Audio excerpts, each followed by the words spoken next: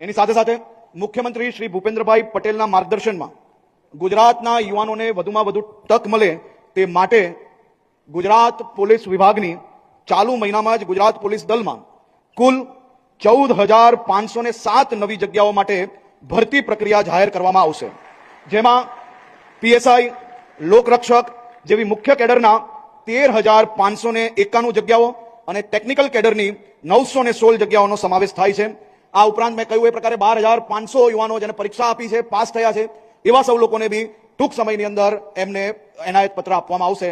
આપ સૌ યુવાનોને રાજ્યમાં જે ખૂણે ખૂણેથી જે સપનું જોઈ છે કે સરકારી નોકરી કરવી છે, એના માટે આનાથી સારો સુવર્ણકાલ આવી જ ના શકે। એ પ્રકારની વ્યવસ્થાઓ, ઝડપથી પરીક્ષાની વ્યવસ્થાઓ, સારી રીતે પરીક્ષા થઈ શકે, હકદારોને નોકરી મળી શકે તે માટે ભૂપેન્દ્રભાઈ પટેલની સરકાર દ્વારા એક પછી એક મહત્વના નિર્ણય લેવામાં આવ્યા। સફળતાપૂર્વક પરીક્ષાઓ પૂર્ણ થાય છે અને નોકરીના એનાયત પત્ર બી ઝડપથી લોકોને આપવામાં આવે છે। તેનો જીવતો જાગતો અને સૌથી ઉત્તમ ઉદાહરણ એ આજનો કાર્યક્રમ છે। આપ સૌ લોકોને ફરી એકવાર ખૂબ ખૂબ શુભકામનાઓ, ખૂબ ખૂબ આભાર।